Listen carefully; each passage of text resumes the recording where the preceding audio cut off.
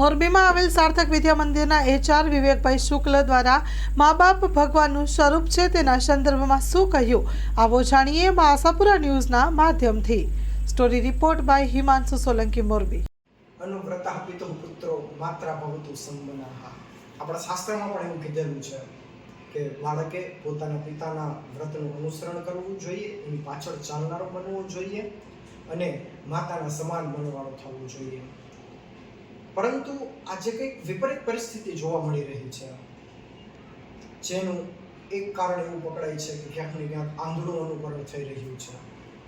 જેમ કે હમણાં જ આપણે જોઈએ કે 14મી ફેબ્રુઆરી એટલે કે ઘણા બધા દિવસો ઉજવાઈ રહ્યા છે. આજે આપણે ક્યારેય કોઈનો વિરોધ નથી કરતા. સાર્થક વિદ્યા મંદિરના સંચાલક કિશોર ગુરુજી હંમેશા કહેતા હોય છે કે આપણું એક જ મિશન છે કે શિક્ષણમાં ભારતીયતાનું પુનરુત્થાન. આપણે કેવી રીતે કરી શકીએ?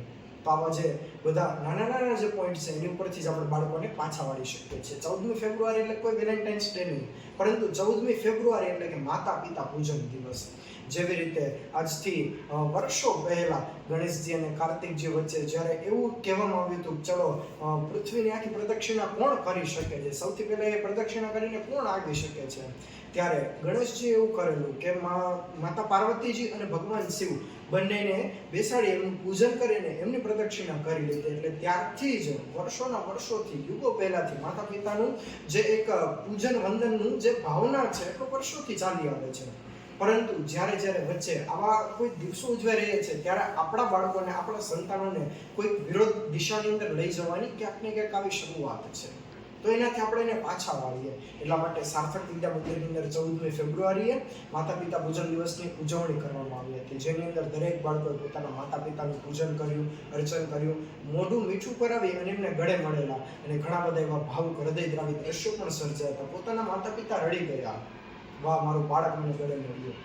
જેટલી ભગવાનને એક ભક્ત પ્રત્યે આશા હોય, જેવી રીતે એક ભક્ત ભગવાનને ગોતે એવી રીતે ભગવાન પણ એક ભક્તને સાચા ગોતતા હોય છે. એવી રીતે આજે બાળકો પ્રત્યે માતા પિતાનો પ્રેમ છે, પણ ક્યારેક એવું બને છે કે બાળકો પોતાના માતા પિતાને પ્રેમ આપી નથી શકતા. હા, એવું હોઈ શકે છે કે ક્યારેક બાળક દેખાડો નથી કરી શકતો, પરંતુ એક દિવસ જેની આપણે શરૂઆત કહીએ, માતા પિતા હંમેશા પૂજનીય હોય છે, વંદનીય હોય છે, પણ એક સ્ટાર્ટઅપ કરવાનો દિવસ, એક શરૂઆત કરવાનો દિવસ એટલે 14મી ફેબ્રુઆરી, જેને આપણે માતા પિતા પૂજન દિવસ તરીકે જાણીએ છીએ. આ સાથે ધોરણ 10 અને 12ની પરીક્ષા પણ નજીક આવી રહી છે, ત્યારે ધોરણ 10 અને 12ના વિદ્યાર્થીઓ દ્વારા પણ એવું સરસ આયોજન કરવામાં આવ્યું હતું કે સત્યનારાયણ ભગવાનની કથાનું પણ આયોજન હતું. 14મી ફેબ્રુઆરી એટલે આખો દિવસ ભક્તિથી સમન્વિત આખો દિવસ પસાર થયો. જ્યારે કોઈ આવું વાતાવરણ બાળકને નથી મળતું ત્યારે બાળક છે બીજી દિશા તરફ જાય છે.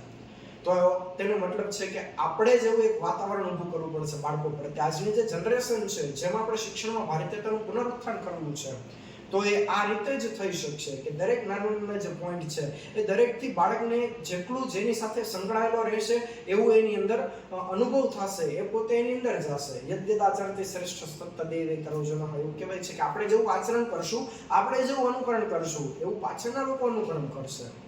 તો આપણે જેવું વાતાવરણ રચીએ છીએ, વિદ્યાર્થી છે દરેક જગ્યાએથી 25% મેળવતો હોય છે, 25% પોતાના મિત્રો પાસેથી શીખતો હોય છે, 25% પોતાની મતિ અનુસાર શીખતો હોય છે, 25% કંઈક અનુભવમાંથી શીખે છે અને 25% પોતાના જે વાતાવરણ છે, એક અનુભવ છે એમાંથી શીખતો હોય છે.